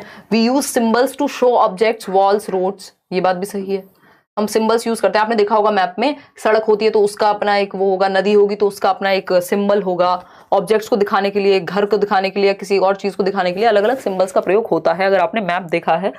We measure actual distances and depict the same, यानी हम एक्चुअल डिस्टेंस को मेजर करते हैं। ऐसा हो सकता है कि आपको इंडिया का मैप दिखाया गया हो और जैसे आपने मैप पे देख लिया हो और उसमें देखा हो कि अच्छा ये इतने सेंटीमीटर दूर है, यहाँ पे महाराष्ट्र पहुंच गए 2 मिनट में, तो इसमें एक्चुअल डिस्टेंस तो कवर नहीं हो पाता, सिंबॉलिक डिस्टेंस है अगर देखा जाए तो। दिशा बता देगा ये, लेकिन एक्चुअल डिस्टेंस कैसे बताएगा map? The north in a map is always towards the top margin, यानी जो नॉर्थ होता है, जो उत्तर दिशा होती है, वो हमेशा टॉप मार्जिन पे होती है, यानी ऊपर की तरफ। आपको पता ही है ना ये तो, अगर आप एक मैप देख रहे हैं तो इतना तो सिंपल ही है कि टॉप पे नॉर्थ होगा, ये बॉटम में साउथ होगा, ये तो फिक्स ही होता है हमेशा, इधर ईस्ट और वेस्ट। क्या हुई, आवाज किसकी है ये? देखिएगा, तो नॉर्थ और साउथ, तो नॉर्थ क्या है, टॉप पे होगा हमेशा। ये बात हमने देखी है लगभग हर एक मैप में। सही है ये बात या गलत है? बी ऑप्शन 56% लोग कह रहे हैं, यानी वी यूज सिंबल्स टू, बिल्कुल सिंबल्स का हम प्रयोग करते हैं ऑब्जेक्ट्स और वॉल्स और रूट्स को दिखाने के लिए। नॉर्थ मैप के हमेशा मार्जिन पे होता है, टॉप मार्जिन पर लिखा होता है, आपने देखा भी होगा, एन लिखा होता है छोटा सा, ठीक है जी, जो भी आप मैप लाते हो वो बड़े बड़े से लगाने के लिए। तो बी और डी सही लग रहे हैं, लेकिन ये assuming that a person is looking at a place from the ground, ऐसा थोड़ी किसी बिल्डिंग का ही बना रहे हैं कि ग्राउंड से खड़े होकर के देख रहा है एक व्यक्ति। तो इसमें आंसर बिल्कुल आप सही कह रहे हैं, बी और डी ही बन रहा है, यानी बी ऑप्शन है वो, बाकी ए और सी गलत है। आगे बढ़ेंगे, क्वेश्चन नंबर 23 देखिएगा। क्वेश्चन नंबर 23 देखिएगा क्या कहता है, which of the following is the best resource to discuss. अब अगर तू नहाया बेटा रात को तो बहुत खतरनाक पिटाई होने वाली है तेरी, है। हम क्या पढ़ते हैं, चाइल्ड सेंटर्ड एजुकेशन सिर्फ पढ़ाते हैं। मुझे भी कोल्ड होने को तैयार, मुझे तुरंत कोल्ड हो जाता है, बिल्कुल नहाने का टाइम नहीं बचा, शौर्य बीमार पड़ जाएगा, पेपर है सुबह। देखिएगा यहाँ होली दिवाली नहा के भी कोल्ड हो रहा है, सर्दी लग रही है, बुखार जैसा फील हो रहा है, तुझे क्यों 2-2 बार नहाना है बता। देखो एक बार, डी ऑप्शन 60% लोग कह रहे हैं यहाँ पे। अगर हम बात करें which of the following is the best resource to discuss the issue on water scarcity and its impact on any region, यानी कौन सा साधन जल के अभाव एवं इसका किसी क्षेत्र पर पड़ने वाले प्रभाव की चर्चा का सर्वोत्तम माध्यम है। यानी जो जल है वो क्या है, एक बहुत ही स्कार्स रिसोर्स है, दुर्लभ है, इसका जो अभाव है, इसका प्रभाव किसी क्षेत्र पर कैसे पड़ेगा, इसको हम कैसे दर्शाएं, टेक्स्ट बुक के माध्यम से, ऑडियो के माध्यम से, एनसाइक्लोपीडिया या फिर न्यूज़पेपर रिपोर्ट्स। तो बिल्कुल न्यूज़पेपर रिपोर्ट्स क्या, एक तो ये ऑथेंटिक मटेरियल हो जाएगा पढ़ाने के लिए, टीचिंग लर्निंग मटेरियल का, समाचार पत्र की रिपोर्ट कि कौन सा साधन जल के अभाव में इसका किसी क्षेत्र पर क्या प्रभाव पड़ेगा। तो ये आपके पास अलग अलग जगह की न्यूज़ होगी, डेटा होगा, वो आप न्यूज़ रिपोर्ट इसके बारे में पढ़ेंगे तो आपको पता लगेगा कि एक आर्टिकल आया था, एक रिपोर्ट आई थी न्यूज़पेपर में और उसमें ये बात कही गई थी। टेक्स्ट बुक से ज़्यादा, ऑडियो एड से ज़्यादा, एनसाइक्लोपीडिया तो सिर्फ आप वर्ड मीनिंग डिक्शनरी की जैसी बात हो गई। तो इन सबसे ज्यादा प्रभाव जो रियल लाइफ से जुड़ी हुई एक चीज है यहाँ पे, न्यूज़पेपर रिपोर्ट का पड़ेगा और ये सही डेटा भी प्रस्तुत करेगी। क्वेश्चन नंबर 24 देखिएगा। क्वेश्चन नंबर 24 क्या कहता है भाई, पढ़िए फटाफट। विच ऑफ द फॉलोइंग, बताइएगा। केवीएस का नया बैच, उत्कर्ष रुक जाओ एक बार, सारी डिटेल्स आ रहे हैं। दो सिलेबस क्या चेंज हुआ, अभी क्या पढ़ा रहे हैं आपको, हो सकता है सिलेबस हो, क्या सकता है होगा ही सिलेबस चेंज, तो ये तो गलत बात होगी कि अभी अगर बैच निकाल दें तो। रुक जाओ पहले, करियर बैच में हूँ, पेड वाला मॉक टेस्ट तो नहीं दिखा कहीं। अगर आप सीटेट के बैच में तो आपको फ्री मिलेगा, वो जितने लोग सीटेट के बैच में है करियर पे तो उनको वो फ्री मिलेगी टेस्ट सीरीज, उनको नहीं खरीदनी है, तो शायद इसलिए ना दिखा हो। देखिएगा फटाफट से जवाब दीजिएगा। ओ गॉड, डी ऑप्शन कह रहे हैं 77% लोग। Which of the following statements is true in relation to the students learning EVS, यानी ईवीएस सीखने के संदर्भ में कौन सा एक कथन ट्रू है, ट्रू सही है।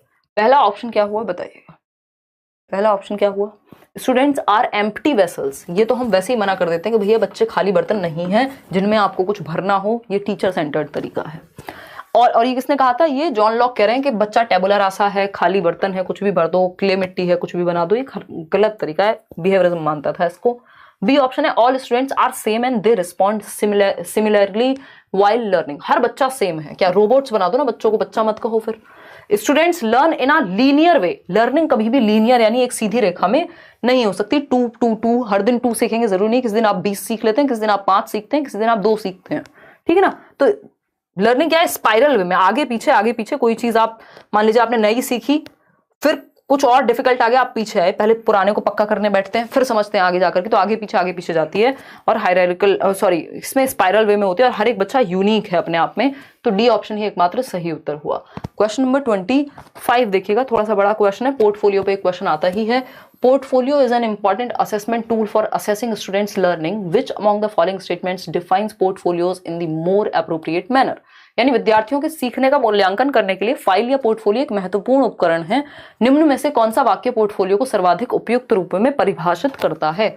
एक बात हम याद रखेंगे, पोर्टफोलियो यानी जैसे मॉडल्स जाते हैं या कोई एक्टर या एक्ट्रेस है या आप भी हैं, मान लीजिए शादी कर रहे हैं और उसमें जो आप एल्बम बनवा रहे हैं वो एक तरह का पोर्टफोलियो है जिसमें आपकी बेस्ट फोटोज, या फिर वो एक इवेंट के बारे में बता रही हूँ, अच्छा फेरों पे ऐसे दिख रहे थे आप, है ना, विदाई पे खुश होते जा रहे थे, है ना, या फिर आने पे बहुत दुखी थे कि आज तो शादी हो ही जाएगी, तो एंट्री पे आपकी, तो अलग अलग इवेंट्स के फोटोज हैं और बेस्ट कलेक्शन है उनका, ठीक है ना, क्लियर है बात। तो बताइए एक बार पोर्टफोलियो क्या है, चरणों में होगा, एक अलग अलग स्टेप्स में होगा, या मैं कहूं एक over the period of time होगा, पूरी शादी को कवर कर लिया, ठीक है जी। तो वो और बेस्ट कलेक्शन है बच्चे के वर्क का। तो ये क्या है देखते हैं।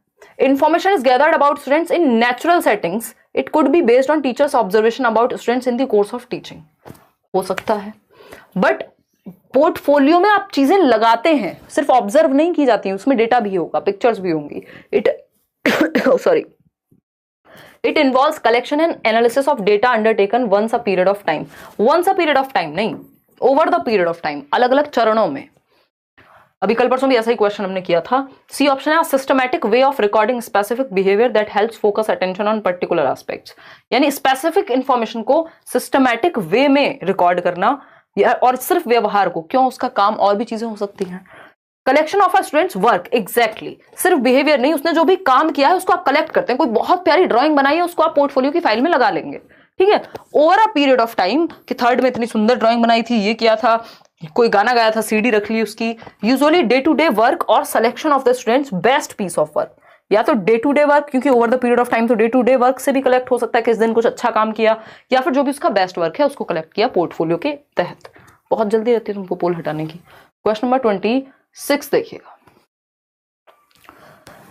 क्वेश्चन नंबर 26 देखिएगा, conflict issues surface quite often in the classroom, यानी कई बार कक्षा में विरोध की परिस्थिति उत्पन्न हो जाती है, उजागर हो जाती है, कॉन्फ्लिक्ट हो जाता है कुछ विचारों को लेके, चीजों को लेके बच्चों में। As a teacher when a student brings about a socio cultural issue, जब आप एक टीचर के रूप में, जब आपके सामने बच्चा एक सामाजिक और सांस्कृतिक मुद्दा लेकर के आता है for discussion, how would you respond. बच्चा समाज में क्या चल रहा है, संस्कृति में क्या चल रहा है, अच्छा सती प्रथा थी वो क्यों हटी, हटनी चाहिए थी, नहीं हटनी चाहिए थी, कोई भी समाज और संस्कृति से जुड़ी हुई बात बच्चा लेकर के आ रहा है। जैसे अभी किसी ने थोड़ी देर पहले कमेंट किया था कि ये 9th या 8th केस है, अभी कुछ पीसेस में कुछ तो मतलब बहुत ही ब्रूटल घटना का एक उदाहरण वो दे रहे थे। और अगर हम बात करें तो ये क्या हुआ, ये सामाजिक सांस्कृतिक घटनाएं हैं जो समाज में अभी चल रहा है और संस्कृति से अगर कोई बात जुड़ी हुई है, तो इस तरह का मुद्दा अगर बच्चा लेके आए तो क्या करोगे। Tell the students to not get distracted and focus on theme under study, यानी वो पढ़ो जो सिलेबस में दिया है। तो समाज और संस्कृति फिर मुद्दा नहीं होनी चाहिए। भाई पेपर अगर कल है तो समझ भी आती है ये बातें, बट एज अ टीचर ये तो आपका रोल नहीं हुआ सिर्फ। Tell the students to discuss this issue after the class with you, क्यों ओवरऑल डिस्कशन नहीं करा सकते आप। Tell the student to ask his और her parents and not bring it to the school. भैया सामाजिक सांस्कृतिक परिप्रेक्ष्य में सीखेगा बच्चा, अपने सामाजिक सांस्कृतिक परिप्रेक्ष्य यानी सोशियो कल्चरल एस्पेक्ट में सीखता है, कॉन्टेक्स्ट में सीखता है, जो चल रहा होता है समाज में। आपको उसकी चर्चा करने से कोई दिक्कत नहीं, बच्चे के एज और लेवल के अनुसार करेंगे, बट ठीक है ना। तो tell the student to share his और her experience and try to address the same in the class, कि बच्चे अपने अपने अनुभव शेयर करें कि वो क्या सोचते हैं इस बात में। मान लीजिए जाति प्रथा है, कोई और बात है, कोई मूवी आई इस तरह की, अच्छा उनके क्या विचार हैं, इस पर फिर चर्चा होगी, वाद विवाद होगा, तब जाके कोई कंक्लूजन निकलेगा। तो D option is the right answer. ऐसा नहीं कि आप कहेंगे नहीं ये इस बारे में बात ही मत करो। क्वेश्चन नंबर 27 देखिएगा एक बार। क्वेश्चन नंबर 27 क्या कहता है, a teacher is keen that her students develop an understanding about plants, what among the following does she need to do. 3 question और हैं आपके।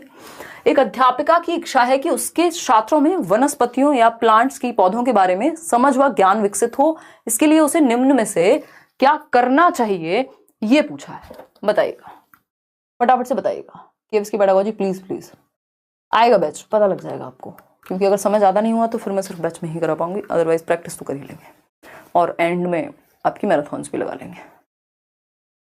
ओके चले देखिए, अगर हम बात करते हैं सी ऑप्शन की, तो सी ऑप्शन क्या कहता है, जिसको आप सही बता रहे हैं 91% लोग। चलो पहले तो देख ही लेते हैं बाकी options. Tells students to memorise, देखो याद या रट्टे नहीं लगवाने होते, रोट लर्निंग यानी रटने का उदाहरण है। बच्चे से कहेंगे अपने पेरेंट्स से पूछ लो, हम नहीं बता रहे, ये और खराब बात होगी। कोई हिस्ट्री की बात थोड़ी है कि दादी नानी से पूछ लो। Tells students to accompany her in the school garden and identifies all the plants. एक तो इसमें टीचर भी एक्टिव, बच्चा भी एक्टिव, और एक्टिविटी करके सीख रहे हैं, सक्रिय होकर के। इस छात्रों को अपने साथ विद्यालय के बगीचे में लेकर के गए, जहां आसानी से जाया भी जा सकता है, पौधों की पहचान करने को कहा। स्टूडेंट्स टू वॉच वीडियोस, इन सबसे बढ़िया ये रियल लाइफ एग्जांपल है यहाँ पे, तो ये बेटर नहीं हुआ, वास्तविक जीवन का उदाहरण, बिल्कुल बेटर है ये सी ऑप्शन। आगे बढ़ेंगे, क्वेश्चन नंबर है कितना, 28 देखिएगा। क्वेश्चन नंबर 28 देखिए और जवाब दीजिए। फिर किसी को पता नहीं 12वां या 15वें क्वेश्चन में कोई डाउट था, उसको देख लेंगे। आपके वीडियो से बहुत यूट्यूबर्स यूज कर रहे हैं, मिसगाइड करते हैं, आई अंडरस्टैंड। और कौन से नोट्स मांग रहे हैं आप, साइंस नोट्स। नेहा टोपो, यार ये चीजें होती हैं, बट आपको इनके प्रति सतर्क रहना है। अगर कोई मिसगाइड कर रहा है तो उस पर एक्शन लेंगे, अदरवाइज अगर कोई इन्फॉर्मेशन शेयर कर रहा है और अपने 2 पैसे कमा रहा है तो हम सोचते हैं ठीक है यार, है ना। बट हाँ, मिसगाइड करना और फ्रॉड करना वो बहुत ही गलत बात है अगर ऐसा कोई कर रहा है तो।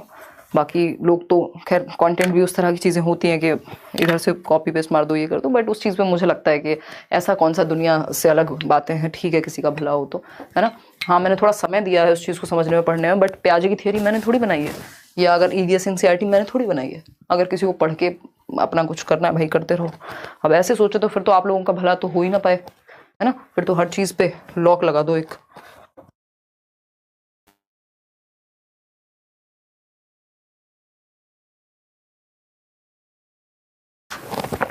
देखिएगा एक बार, फटाफट से बताइएगा। सी ऑप्शन कह रहे हैं 85% लोग। देखते हैं। फरा while teaching the theme means of communication, यानी एक थीम है मीन्स ऑफ कम्युनिकेशन, यानी संप्रेषण के कारक या वाहक कह सकते हैं। टू क्लास थर्ड, तीसरी क्लास के बच्चों को पढ़ा रहे हैं। Uses which of the following strategies to encourage inquiry, यानी बच्चों में अन्वेषण को प्रोत्साहित करें हम, कि वो एक्सप्लोर करें अपने एनवायरमेंट में, नई नई चीजें देखें। Ask students to collect and classify pictures of means of communication, यानी बच्चों को आप कह रहे हैं कि संचार के माध्यमों को, अच्छा भाई कम्युनिकेशन लिखा हुआ है, वो वाला कम्युनिकेशन नहीं है यहाँ पे, दिमाग और तबियत दोनों खराब है। देखिएगा, हाँ तो बिल्कुल सही बात है कि संचार के कौन से माध्यम हो सकते हैं, टेलीफोन हो सकता है, ईमेल हो सकता है, ठीक है ना। Shows a video of means of communication, चलो हो सकता है कि वीडियो भी दिखा दें, ये भी बुरा नहीं है। Ask students to narrate their experiences of means of communication and discuss with them, यानी छात्रों से कहेंगे कि उनके क्या अनुभव है, वो कभी बस से गए हैं, ट्रेन से गए हैं, प्लेन से गए हैं, कैसे उनका मीन्स ऑफ कम्युनिकेशन के साधन क्या रहे हैं, तांगे से गए हैं कभी, है ना, घोड़ा गाड़ी से गए हैं। क्या पूछ रहे हो बॉबी सिंह, बहुत सारे कमेंट्स आते हैं भाई। देखिएगा फटाफट से, देखिए अगर हम बात करें तो यहां पर ठीक है, तीनों बातें सही हैं। Shows a power point presentation on means of communication, ये भी गलत नहीं है, बट हमारे पास प्रॉब्लम क्या है, हम सिर्फ 2 ऑप्शन चूज कर सकते हैं, तो हमें वो ऑप्शन हटाने होंगे जिनमें बच्चा कम है, मतलब कम एक्टिव है। सबसे ज्यादा एक्टिव कहां होगा, जब वो खुद से क्या करेगा, कलेक्ट और क्लासिफाई करेगा मीन्स ऑफ कम्युनिकेशन को, कि हवा में उड़ने वाला कौन सा होता है, पानी में चलने वाला कौन सा होता है, तो बच्चा यहाँ एक्टिव है, तो ये बेटर है। वीडियो से ज्यादा तो एक्टिव यही है। Ask students to narrate their experiences, अपने अनुभव में तो सबसे ज्यादा वो इन्वॉल्व होगा, यहाँ पे भी एक्टिव है, तो ये भी सही हो गया। शोज अ पावर पॉइंट, तो पावर पॉइंट में वो खुद एक्टिव नहीं है, तो बी और डी में उतना एक्टिव नहीं है जितना ए और सी में है, तो बच्चा जहां सबसे ज्यादा एक्टिव है वो बेहतर ऑप्शन है। सही है बात या नहीं है? आंसर क्या हुआ, सी ऑप्शन, ए और सी। बहुत जल्दी में रहते हो तुम, ए और सी, ठीक है। आगे बढ़ेंगे नेक्स्ट क्वेश्चन पे, ये है सेकेंड लास्ट क्वेश्चन आपका, फिर हम आज छुट्टी करेंगे। बहुत ही वो कभी कभी होता है ना जब कि आपको भारी लगती है क्लास, आज वो वाला सीन है, ऐसा लग रहा है जैसे फीवर भी हो गया हो साथ में। देखिएगा ईमेल पे चेक करिए, कुछ सीडीपी क्वेश्चन भेजे हैं, मोनिका कह रही हैं। मोनिका मैं क्या बताऊं, मैं इतने ईमेल्स का रिप्लाई करती हूँ दिन में, फिर भी सबका तो पॉसिबल ही नहीं है, बट फिर भी मैं कोशिश करूंगी, है ना। 1 मंथ से आपकी क्लास कर रही हूँ, PYQ जब करती हूँ नंबर कम आ रहे हैं। माय वर्ल्ड वो नोट्स पढ़िए, कॉन्सेप्ट को ठीक करिए, सिर्फ प्रीवियस ईयर आंख बंद करके सॉल्व नहीं करना जब तक कॉन्सेप्ट क्लियर नहीं होगा, है ना। करियर पे कैसे ज्वाइन करें, I am new here. Career app download करोगे, जैसे व्हाट्सएप डाउनलोड करते हो, फिर टीचिंग सेक्शन में जाओगे, फिर सारी चीजें देखोगे, मॉक टेस्ट एंड ऑल। देखिएगा अगर हम बात कर रहे हैं क्लास थर्ड की, तो इन क्लास थर्ड चैप्टर क्या है, फ्लाइंग हाई, यानी ऊंची उड़ान। While discussing the topic birds, इसमें आप क्या बर्ड्स का टॉपिक डिस्कस कर रहे हैं। टीचर कह रही है, टीना से क्वेश्चन पूछती है, आस्क टीना, टीना आस्क आ टीचर टीना, टीचर ही टीना है, मतलब टीचर का नाम टीना है। आस्क स्टूडेंट्स, बच्चों से पूछती है, to observe bird and their characteristics, यानी वो बर्ड्स को ऑब्जर्व करें और उनकी विशेषताओं को ऑब्जर्व करें अपने आसपास। The purpose of this activity is to, बताइएगा फटाफट से बताइएगा। जो एक कक्षा 3 के अध्याय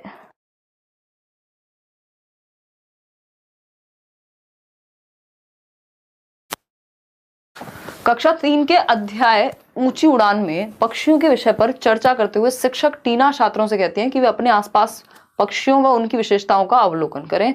इसका क्रियाकलाप, इस क्रियाकलाप का लक्ष्य है, बताइए कि जो भी उनके आसपास बर्ड्स हैं उनकी क्या विशेषताएं हैं। भाई कोई बर्ड है, उसकी पंख कैसे हैं, कितना ऊंचा उड़ पाता है, कैसी आवाजें निकालता है, कैसे अंडे देता है, अलग अलग, अगर मतलब डिफरेंट जो भी विशेषताएं उस पक्षी की हो सकती हैं। इससे क्या होगा, develop information based on birds among students, यानी छात्रों में पक्षियों से संबंधित जानकारी को आधार विकसित होगा, का आधार, ठीक बात है। Develop knowledge base about birds among students, चलिए ये भी ठीक है।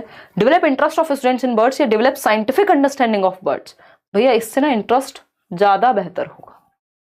क्या कहते हैं, सही कहते हैं या नहीं, ठीक है ना। बाकी चीजें आपकी कोई जरूरी नहीं है कि बच्चे के अंदर इंफॉर्मेशन डेवलप हो जाएगी, अगर इंफॉर्मेशन नहीं होगी तो कैसे क्लासीफाई करेगा भाई, है ना। अभी यहाँ इवेल्युएट करने की तो बात हुई ही नहीं है, नॉलेज डेवलप हो जाएगी तो वो तो जो नॉलेज होगी उसी के बेसिस पे क्लासीफाई कर पाएगा ना, ऐसा थोड़ी नॉलेज अपने आप डेवलप हो जाएगी। और साइंटिफिक अंडरस्टैंडिंग की तो यहाँ बात ही नहीं है, वो तो जितना उसको पता है उसका इंटरेस्ट, उसकी रुचि पैदा हो जाए एक बार कि वो बर्ड्स को देख के उनके कैरेक्टरिस्टिक्स समझने लगे। जरूरी नहीं है जो भी कैरेक्टरिस्टिक वो लिखेगा वो सही होंगे, अभी तो उसका इंटरेस्ट पैदा करने की बात हुई है उनको ऑब्जर्व करके। Seema an EVS teacher, Seema एक ईवीएस की अध्यापिका हैं, asked students to collect object around them, जो भी आसपास उनके ऑब्जेक्ट हैं उनको कलेक्ट करें। जैसे मेटल पेन हो सकता है, स्टील का स्पून हो सकता है, चम्मच, प्लास्टिक की स्पून हो सकती है। Put the objects one by one in a bucket of water and observe whether they float और sink. Students asked her why steel spoon sinks but plastic spoon floats. She did not think it was necessary to introduce density. अब यहां पे समझिएगा, बहुत ही प्यारा सा question है इनका, अगर आप थोड़ा सा ध्यान से देख रहे हैं। मान लीजिए टीना है टीचर, टीना नाम है, क्या नाम है, सीमा, इन्होंने कहा अपने आसपास जो भी मेटल की चीजें हैं, प्लास्टिक की चीजें हैं, ये मग है छोटा सा जो आप देखते हैं कभी कभी जब नंबर नहीं आते आपके, ठीक, तो एक मेटल की चीज है मान लीजिए, ठीक है, एक मेटल पेन लिया और एक प्लास्टिक पेन लिया। अब ये पेन तो नहीं है बट ये मेटल पेन है तो थोड़ा भारी होगा, और ये जो प्लास्टिक पेन है इससे हल्का होगा। तो प्लास्टिक पेन जो है वो पानी में तैर जाता है और मेटल पेन डूब जाता है। अब बच्चे कह रहे हैं कि मैडम जी ये क्या हुआ, है ना, बेगूसराय से हैं राजा कुमार आप, तो ये क्या हुआ, ये क्या हुआ मतलब कि ये पेन डूब क्यों गया मेटल वाला, या स्टील स्पून जो स्टील की चम्मच है वो क्यों डूब गई और प्लास्टिक की चम्मच क्यों तैर रही है, क्योंकि वो हल्की है। अब यहां पे डेंसिटी का कॉन्सेप्ट बच्चों को बताना था, बट डेंसिटी यानी घनत्व के बारे में बताया ही नहीं, है ना। जैसे हम अगर वो डेड सी वाला एग्जाम्पल है वो भी डेंसिटी से संबंधित है कि नमक के मिलने से क्या हो जाता है, तो डूबते नहीं है लोग उसमें। तो इसमें टीचर ने क्या किया, जरूरी नहीं समझा कि यहाँ पे डेंसिटी के टॉपिक को घनत्व के टॉपिक के बारे में बताया जाए, इससे क्या प्रॉब्लम होगी उत्पन्न। पहला ऑप्शन है दे can not remember the concept, उनको याद नहीं रहेगा, याद कहां से रहेगा, अभी तो इंट्रोड्यूस ही नहीं किया, बताया ही नहीं है। They form alternate conceptions about density, यानी वे घनत्व की वैकल्पिक अवधारणाएं बना लेंगे, उनको लगेगा अच्छा इसमें भूत होगा, है ना, या ये तो जादुई चम्मच है, कोई हैरी पॉटर ने भेजी होगी, इस पे तो बैठ के भी चल सकते हैं, है ना। तो बच्चे तो ऐसे बना देते हैं, इनको नाइव कॉन्सेप्शंस या फिर क्या कहेंगे, ऑल्टरनेटिव कॉन्सेप्शंस कहेंगे। यानी जानकारी के अभाव में जब बच्चा अपने मन से, बेचारे को जो समझ में आ रहा है अपनी ऑब्जर्वेशन से, अपने एक्सपीरियंस से एक थियोरी क्रिएट कर ले। अब वो जरूरी नहीं है कि वो साइंटिफिक है, वो गलत भी हो सकती है, लेकिन उसको रॉन्ग कॉन्सेप्शन कहने की बजाय क्या कहेंगे, ऑल्टरनेट कॉन्सेप्शंस कहेंगे, यानी वैकल्पिक अवधारणा कहेंगे कि बच्चे ने अपने दिमाग में विकल्प बना लेगा। वो अगर उसको डेंसिटी नहीं पता वो सोचेगा अच्छा इस वजह से हो रहा होगा, तो विकल्प बना लिया उसने। इसको ऑल्टरनेटिव कॉन्सेप्शंस या नाइव कॉन्सेप्शंस कहते हैं, रॉन्ग कॉन्सेप्शन नहीं कहते, क्योंकि बच्चे का ये दूसरा तरीका है कि वो वैसे सोचता है, बेशक ये बात गलत है, इसलिए टीचर को यहां बता देना चाहिए था कि डेंसिटी क्या होती है। दे विल लर्न, जब वो हायर क्लासेस में जाएंगे ये कोई मतलब नहीं है, जब वो इतनी बात समझ सकते हैं तो ये भी समझ जाएंगे। They can not conduct activities related to density to understand it, भाई वो बेशक एक्टिविटी कंडक्ट नहीं कर सकते, आप बता तो सकते हैं कि घनत्व एक टॉपिक होता है, शायद आप बड़ी क्लास में पढ़ोगे उसकी वजह से होता है ऐसा, कुछ तो बताओगे बच्चों को थोड़ा इसके बारे में। तो B option is the right answer. अब किसी को किसी क्वेश्चन में डाउट था, आउट ऑफ 30 क्वेश्चंस कितने आपके ठीक हुए, लाइक शेयर सब्सक्राइब आप कर दीजिएगा अगर आपने नहीं किया हो। सेशन पसंद आया हो टेलीग्राम चैनल ज्वाइन कर लीजिए, 7 लाख से ऊपर लोग हम लोग वहां हैं, किसी भी फेक चैनल से मत जुड़िएगा। नोट्स के लिए किसी को 2 रुपए मत दे दीजिएगा, कोर्स सिर्फ करियर ऐप पे मिलेगा, किसी और वेबसाइट से मत ठगे जाइएगा, फिर आपकी क्लासेस चलेंगी नहीं, जो ओरिजिनल क्लासेस होंगी वो मिलेंगी नहीं, फिर आप मुझे ही कहोगे कि आपने गलत कर दिया, जबकि मेरा उसमें कोई रोल भी नहीं है, मुझे पता भी नहीं है, पता नहीं कितने वेबसाइट्स कितने चैनल्स वगैरह चीजें हैं। जो अच्छे के लिए काम करते हैं उनका समझ आता है, बट जो लोग गलत कर रहे हैं वो गलत एक्शनेबल भी है और उससे लोगों का बुरा भी हो रहा है, तो वो वैसे पाप के भागीदार ना बने वो लोग। टेलीग्राम चैनल कमाने के और भी तरीके हैं। टेलीग्राम चैनल क्या है, लेट्स लर्न स्क्वाड। और बाकी तो कल मिलेंगे। आउट ऑफ 30 कितने ठीक हुए वो बताओ। किसी को 15वें क्वेश्चन में आई थिंक डाउट था, मुझे भी लग रहा है वो शायद कौन सा क्वेश्चन, देखो एक बार,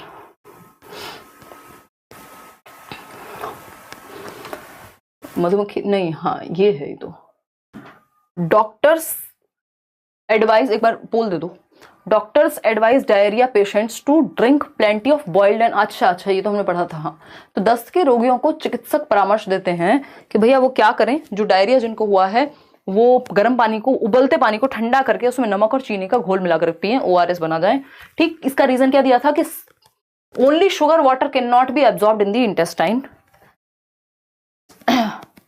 या फिर अगर हम बात करें combination of sugar and salt can be easily absorbed, ये बात बिल्कुल सही है। अगर ये बात सही है तो इसका मतलब ये हो सकता है कि शुगर जो है वो पचने में उतनी इजी ना हो जितना सॉल्ट के साथ मिलने पे है, क्योंकि ये सही है, इसका मतलब इसका ऑपोजिट भी सही होगा। Boiling water makes the water germ free, ये बात तो 100% ही सही है दोनों, है ना। इसी में डाउट था ना, कोई कह रहा था कि तीनों सही होंगे, डी कह रहे हैं, नहीं डी तो शायद हमने डिस्कस किया था, डी तो हमने डिस्कस किया था, किसी ने बीच में टोका था तो उस टाइम शायद क्लिक नहीं किया होगा। ये बात बिल्कुल सही है कि ऐसा हो सकता है कि जो शुगर वाटर है वो सिर्फ शुगर वाटर एब्जॉर्ब ना कर पाए आपने उस टाइम पे, तो इसलिए नमक का सहारा लिया जा रहा है, दोनों का मिक्सचर बनाया जा रहा है, इसको सही मानेंगे। ABC, एक बार इसके बारे में और भी पढ़िएगा, है ना। A, B और C, अगर कोई और एक्स्ट्रा जानकारी होगी तो मैं भी बता दूंगी, बट हाँ ऐसा हो सकता है बिल्कुल, क्योंकि ये जो बात है इसका जस्ट ऑपोजिट है ये, तो जब ये सही है तो इसका ऑपोजिट मतलब रीजन है ना उसका, एक तरह से अगर आप देखेंगे तो असर्शन के फॉर्म में अगर ये क्वेश्चन दे देता है, स्टेटमेंट दे देता है ये वाला, तो रीजन इसका ये हो जाता है कि क्योंकि शुगर वाटर जो है वो खाली एब्जॉर्ब नहीं हो पाएगा। तो इसका प्लीज आंसर आप A मार्क कर लीजिएगा, डी को हटा करके, ठीक है। चलिए आज के लिए हम इतना ही रखेंगे, आउट ऑफ 30 कितना ठीक हुआ वो आप बता दीजिएगा। कल हम चर्चा करेंगे जहां तक है CDP की, और फिर उसके बाद जल्दी ही मैराथन भी शुरू कर देंगे। होपफुली कल तक तबीयत जो है वो थोड़ी बेटर हो जाए, मैं घर का खाना वाना ठीक से खाने की कोशिश कर रही हूँ ताकि, और ये पैर भी तब तक बेटर हो जाएगा। ध्यान रखिएगा अपना, take care, bye bye, good night. कोई और कमेंट में अगर डाउट हो, कोई भी बात हो तो आप कमेंट कर सकते हैं। थैंक यू सो मच, धन्यवाद। कल 9 बजे मिलेंगे, रात को टाइम से मिलेंगे कल।